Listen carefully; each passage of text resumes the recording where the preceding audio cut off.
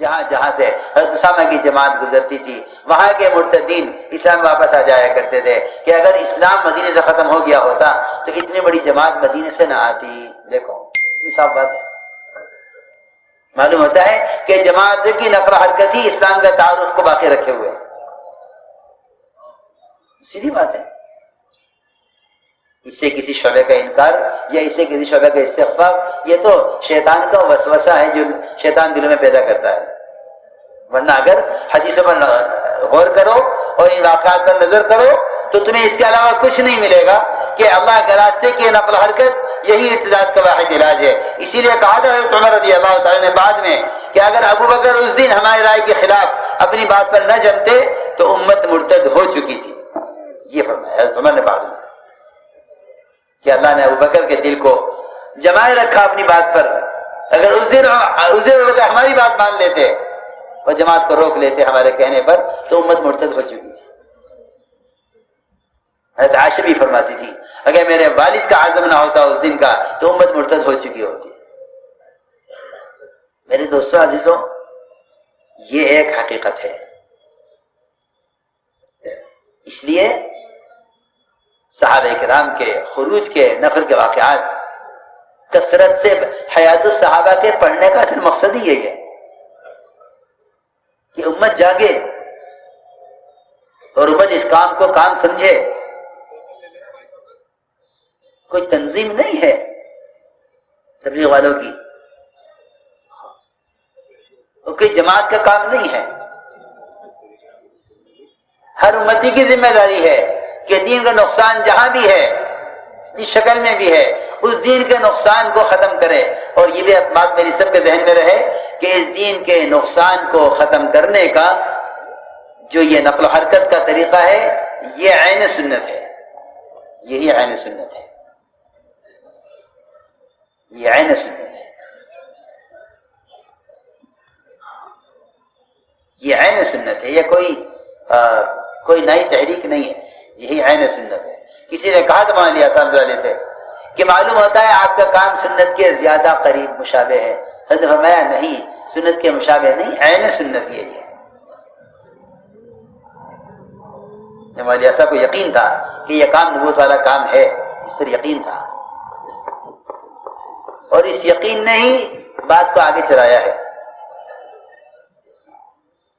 اس لیے سارے اعمال دعوت براہ راست اعمال نبوت اعمال صحابہ ہیں. ان کا اشتغال اور ان کو قائم کرنے کی فکر و محنت اور اس کے لیے ملکوں کی نقل و حرکت یہ اصل چیز ہے. اس لیے میرے دوستوں عزیزوں پرانوں کو چاہیے پیچھے والوں کے لیے رکاوٹ نہ بنے بلکہ قربانی میں آگے بڑھیں. زینے پر چڑھنے والا اگر ایک سیڑھی پر رک جائے تو پیچھے والے سب رک جائیں گے. نہیں یہ ترقی یہ ہے کہ کام کرنے والے آگے بڑھیں. کام کرنے والے آگے بڑھیں. جو 4 ماہ لگائے ہوئے ہیں وہ ملکوں کے ارادے کریں. جو علماء سال لگائے ہوئے ہیں وہ عرب کے سال کے لیے اپنے آپ کو پیش کریں. یہ مستقل کام ہے. مولانا ایسا فرماتے تھے کہ ایک مسلسل محنت ہے. ایک جہد مسلسل ہے. ایک جہد مسلسل ہے. مسلسل محنت ہے. مسلسل کام ہے. ایک مقصد زندگی ہے. اس لیے 1 سال کا خروج چھوٹ جانا صحابہ کے لیے اتنا زیادہ بھاری ہوتا تھا اور وہ اس کو جرم سمجھتے تھے. جرم کہ ہم سے بہت بڑی غلطی ہو گئی. یہ تو جو معذور صحابہ تھے وہ رویا کرتے تھے بھائی کیوں نہ نکلے. اور کوئی عذر نہیں ہے نکلنے میں اور نہیں نکل رہے. ایسی اکثریت منافقین کی ہوتی تھی.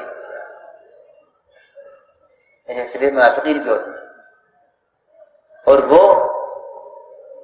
منافقین کو نکلنے میں فتنے نظر آتے تھے. دیکھو میں کچھ کہنا چاہتا ہوں. منافقین کو نکلنے میں فتنے نظر آتے تھے. جی ہاں منافقین کو اس راستے میں نکلنے میں فتنے نظر آتے تھے. اس سے ڈرنا چاہیے. خدا نہ کرے ایمان والوں کو شیطان ایسے فتنے نہ دکھلاوے اور ایسے فتنوں سے نہ ڈراوے کہ یہ کہہ کر کام چھوڑ دیں کہ بھائی اب کام کا موقع نہیں ہے، فتنوں کا زمانہ ہے، اس میں اپنا گھر میں بیٹھو، اللہ اللہ کرو، بس چھوڑو۔ یہ شیطان کا وسوسہ ہے اور یہ شیطان کا دھوکہ ہے جو منافقین کو لگا کرتا تھا، اور وہ اللہ کے راستے کی نقل و حرکت کو اس لیے چھوڑا کرتے تھے۔ کہا منافقین نے کہ دی جو رخ آپ نے طے کیا ہے جماعت کا روم کی طرف، وہاں کی لڑکیوں کا حسن و جمال اور وہاں کی بے دینی اور وہاں کا برائی کا ماحول ہمیں کہیں فتنے میں نہ ڈال دے، اس لیے ہمیں تو آپ مدینے میں رہنے دیجئے، ہمیں تو آپ اس راستے میں نہ نکالیے، کیونکہ ہم مدینے میں رہ کر اللہ اللہ کریں گے، عبادت کریں گے، ہمیں آپ اس رخ پر نہ بھیجیے، کیونکہ ہمیں اس بات کا اندیشہ ہے کہ کہیں ہم فتنے میں نہ پڑ جائیں۔ ارے سنو تو صحیح،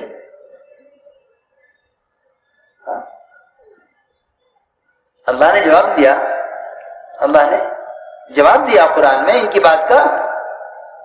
انہوں نے یہ کہا منہم من یقول ذلی ولا تفتنی، نبی جی ایسے منافقین بھی ہیں جو کہتے ہیں ہمیں اس راستے میں نکال کر فتنے میں مت ڈالیے، ہمیں مدینے میں رہنے دیجیے، ہم یہاں ذکر و عبادت کریں گے، یہاں عمل کریں گے، ہمیں جماعت مت نکالیے۔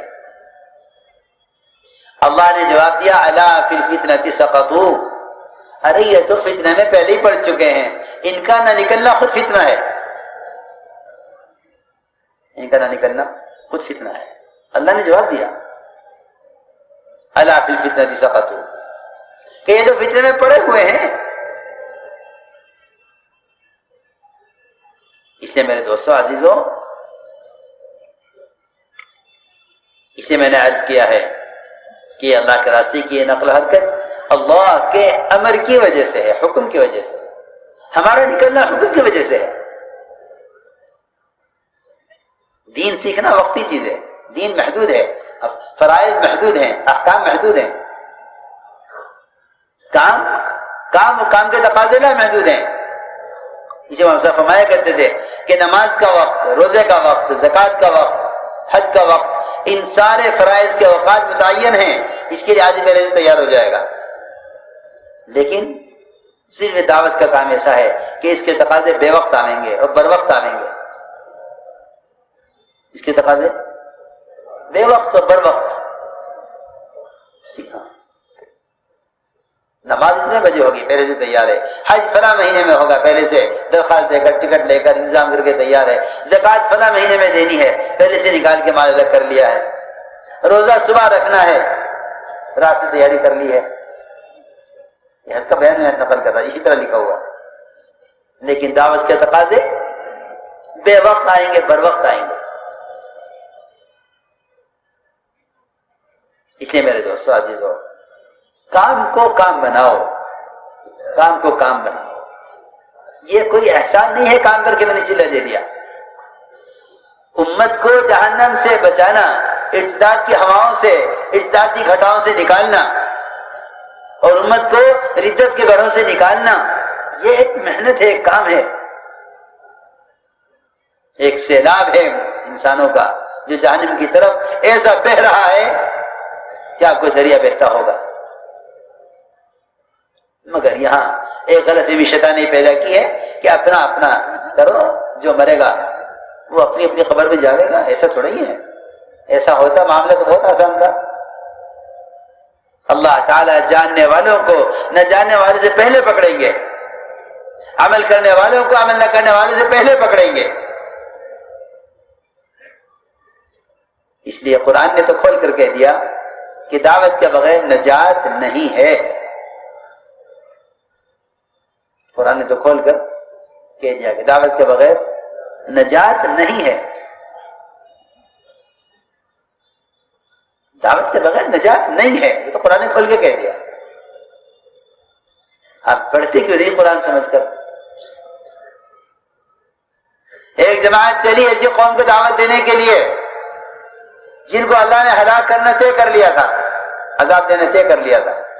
لوگوں نے کہا بھائی اب کہاں جا رہے ہو، بہت تاخیر کر دی تم نے انہیں دعوت دینے میں، اور اب کوئی فائدہ بھی نہیں ہے کیونکہ اب تو اللہ نے فیصلہ کر لیا انہیں ہلاک کرنے کا، اب کیا فائدہ ہے؟ دعوت دینے سے؟ قرآن کی آیت کا ترجمہ کر رہا ہوں. کیوں جا کے دعوت دیتے ہو ایسے لوگوں کو جن کو اللہ نے ہلاک کرنے طے کر لیا؟ تو انہیں جواب دیا کہ دیکھو بھائی، ہمارے جا کر ان کو دعوت دینے کے دو سبب ہیں. ایک پہلی بات تو یہ ہے کہ ہمیں امید ہے کہ تقوی پر آ جائیں گے، داعی پر امید ہوتا ہے. اور دوسری بات یہ ہے کہ ہم اللہ کے ہاں اپنی ذمہ داری کے ادا کرنے والے مانے جائیں گے. میں یہ کہنا چاہتا ہوں کہ ذمہ داری خود جا کر دعوت دیے بغیر ادا نہیں ہوتی. جی ہاں، اخبار میں ایک کالم نیک باتوں کا لکھ دیا جاوے اور چینلوں پر اسلام ڈال دیا جاوے، یہ کوئی نبوت کا طریقہ ذمہ داری کے ادا کرنے کا نہیں ہے. یہ تو زمانے کے لوگوں کا خیال ہے، کیونکہ عملی مشین انسان ہے، عملی سرمایہ اس کی اعضاء ہیں. جس کام کے لیے بدن استعمال نہیں ہوگا وہ دعوت کیسے بن جائے گا؟ جس عبادت کے لیے بدن استعمال نہیں ہوگا وہ عبادت کیسے بن جائے گی؟ سوچو تو صحیح ذرا، ہماری بات سمجھتے ہو؟ جب عبادت کے لیے بدن نہیں استعمال ہوگا تو عبادت کیسے وجود میں آ جائے گی؟ تو جب دعوت کے لیے بدن نہیں استعمال ہوگا تو دعوت کا فریضہ کیسے ادا ہو جائے گا؟ ذرا بتاؤ تو صحیح، سوچو تو صحیح ذرا عقل سے. اگر کوئی ایسی مشین تیار کر دی جائے، آج کل کے ٹیکنالوجی اور یہ صنعت کار بڑی ترقی کر رہے ہیں، ایسا انسان بنا دے لوہے کا جو سبحانک اللہم سے لے کر اور نیت باندھنے سے لے کر رکوع سجدے قومے قاعدے جلسے اور تسبیحات اور تلاوت اور قرات اور سورہ فاتحہ کے اور مصنون دعاؤں کے تحیات کے سارے اعمال نماز کے کر لے، تو تم مجھے بتا دو یہ تمہاری طرف سے نماز ادا ہو جائے گی؟ کیوں؟ وہ سارے کام کر رہا عبادت کے. پھر کہاں سے یہ بات سمجھ میں آ گئی کہ خارجی چیزوں کے استعمال کر کے دین کو پھیلا دیا جاوے اور کہا جاوے کہ اس زمانے کا دعوت دینے کا طریقہ یہ ہے؟ ارے جب عبادت کے ادا کرنے کے لیے اس کے بدن کا کوئی متبادل نہیں، تو ایک آدمی کو دعوت دے کر عمل پر لانے کے لیے اس کے بدن کا متبادل کہاں ہو سکتا ہے؟ آپ ذرا سوچیے عقل سے، سیدھی بات ہے. جس طرح اپنے بدن کو تھکاتے ہو عبادت میں، اس طرح اپنے بدن کو تھکاؤ خود چل کر جا کر دوسروں کو دعوت دے کر اپنے ماحول میں لانے کے لیے. یہ ہمیں ملے گا سیرت میں. ہاں، یہ میں نہیں اس بات کو مانتا کہ لوگ یہ سمجھے کہ بھئی یہ تو سیکھنے کا مدرسہ ہے. سیکھنے کے لیے تو بہت راستے ہیں. یہ تو خود اپنے اعمال میں کمال پیدا کرنے کے لیے اور دوسروں کو عمل میں لانے کے لیے محنت ہے. اور یہ حقیقت ہے یہ کہ جو دوسروں کو اللہ سے جوڑنے کی کوشش کرے گا اللہ اس کو اپنا تعلق پہلے عطا فرمائیں گے. یہی مطلب ہے اس کا کہ جب ہمارے راستے میں محنت کریں گے ہمیں ہدایت دوسرے سے پہلے دیں گے. بات یوں تھی. چنانچہ اس جماعت نے کہا کہ دو وجہ سے ہم دعوت دینا چاہتے ہیں ان لوگوں کو جو کہ اللہ نے ہلاک کرنے دے کے آئے. ایک اس لیے کہ ذمہ داری کو ادا کرنے والے مانے جائیں گے، ایک یہ کہ ہمیں امید ہے کہ تقوی پر آ جائیں گے. لیکن فلما نسوا ما ذکروا به انجینا الذین ینهون عن السوء، جب نے بات نہ مانی تو اللہ تعالی نے ان لوگوں کو نجات دے دی جو دوسروں کو برائی سے روکا کرتے تھے اور دوسروں کو منکرات سے باز رکھنے کی کوشش کیا کرتے تھے. یہ نہ کہا کرو کہ اس زمانے میں دعوت کا طریقہ یہ ہے، اس زمانے میں وہ تھا. ارے صحابہ اس زمانے کے لیے تھے. یہ جتنے بھی رواجی شکلیں مسلمان کے دعوت اللہ کی محنت کا بدل سمجھی جا رہی ہیں، یہ سب کی سب شکلیں غیر مسنون ہیں. نہ ان میں کوئی اثر ہے نہ ان پہ کوئی اجر ہے. تو پکی بات ہے. کیوں؟ اس لیے کہ اجر تو تیرے عمل سے متعلق ہے نا، اور عمل تیرے اعضاء سے متعلق ہے. کتنی آسان بات ہے. عملی سرمایہ تو انسان ہے نا. باقی جتنے بھی آلات ذرائع ہیں یہ سب انسان سے باہر کی چیزیں ہیں، اس لیے خارجی چیزوں کا استعمال مجاہدہ نہیں ہے، بدن کے استعمال کا نام مجاہدہ ہے۔ مجاہدہ وہ ہے جو تیرے بدن پر آئے۔ اس لیے کہہ رہا ہوں کہ نشر و اشاعت کے ذرائع نے بڑی خرابی پیدا کی ہے، بڑی خرابی پیدا کی ہے، بڑی خرابی پیدا کی ہے۔ جتنی غلط فہمیاں اور جتنے فتنے اور جتنے الزامات اور جتنا نقصان دین کا ہو رہا ہے وہ خدا کی قسم ان آلات اور ذرائع کا اثر ہے صرف۔ اس لیے کہ جو عمل خلاف سنت ہے اس عمل سے کسی خیر کی امید نہیں ہے، جو طریقے خلاف سنت ہے ان سے کسی خیر کی امید نہیں ہے۔ اس سے بڑھ کر اور کیا بات ہوگی کہ حضور اکرم صلی اللہ علیہ وسلم نے تو نماز جیسے عمل کے لیے، نماز جیسا عمل، ارے سنو میں کیا کہہ رہا، نماز جیسا عمل جو اسلام کا رکن ہے، اسلام کا رکن ہے، اس کے بغیر اسلام ہی نہیں ہے۔ کفر اسلام کے درمیان فرق کرنے والی چیز نماز ہے، اور اس کا وقت متعین محدود ہے، اتنے بجے سے اتنے بجے تک نماز کا وقت ہے، پھر نماز ضائع ہو جائے گی۔ اس نماز کے واسطے لوگوں کو جمع کرنے کے لیے جب صحابہ نے اس زمانے کے آلات پیش کیے کہ ہم ڈھول بجا کر جمع کریں یا سارنگی بجا کر لوگوں کو نماز کا اعلان کریں یا آگ جلا کر لوگوں کو دھوئیں پر جمع کریں، لوگ دھواں دیکھ کر مسجد میں آ جائیں، فرمایا نہیں، یہ طریقہ ہمارے نہیں ہے، یہ یہودیوں کا طریقہ ہے، یہ نصارہ کا طریقہ ہے، یہ مجوسیوں کا طریقہ ہے، ہمارا طریقہ یہ نہیں ہے۔ تم تو جاؤ ایک ایک کو گشت کر کے گھروں سے نماز کے لیے لوگوں کو دعوت دے کر نماز کے لے کر آؤ۔ اسی پر صحابہ نے عمل کیا، اس پر مشقت گشت کی، اس پر مشقت ایک ایک کو جا کر دعوت دینے کی۔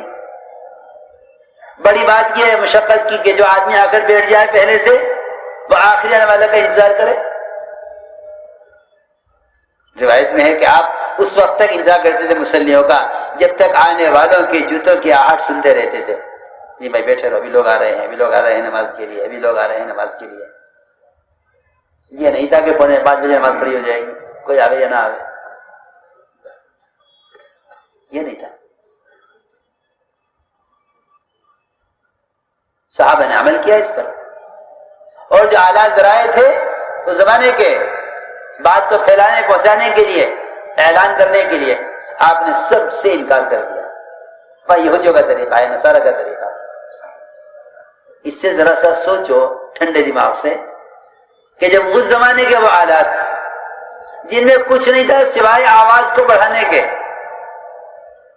میں یہ طریقہ ہمارے نہیں ہے، نماز جیسے کام کے لیے جمع کرنے کا واسطے تھا، اس پر اللہ تعالی نے اذان جیسی نعمت عطا فرمائی۔ اس زمانے میں لوگ یہ کہیں کہ میاں یہ چینل پینل اور یہ مختلف قسم کے آلات اور ذرائع بھائی یہ ہیں تو صحیح اسلام پھیلانے کے لیے، اس زمانے کا طریقہ وہ تھا، اس زمانے کا طریقہ یہ ہے۔ ارے اگر اس زمانے میں وہ طریقہ تھا تو اس زمانے میں نماز کی جمع کرنے کے لیے یہ ڈھول اور سارنگی کیوں نہیں استعمال کی گئی، جو ہر قسم کے گندگی سے پاک تھی چیزیں، لیکن غیروں کے طریقے تھے اختیار نہیں کیے گئے۔ اس زمانے کے سارے باطل کی اشاعت کے ذرائع اور آلات وہ ان کو دعوت، دین کی دعوت کے پھیلانے کا ذریعہ سمجھا جائے، اور خدا نہ کرے ایسے بھی دماغ ہیں جو ان آلات کو نقل و حرکت اور خروج کا متبادل سمجھ لیتے ہیں کہ بھئی اس زمانے کا طریقہ یہ ہے، پھر کیا ضرورت ہے تمہیں امریکہ جانے کی، وہاں تو اسلام پہنچا ہوا ہے، وہاں تو اسلام پہنچا ہوا ہے۔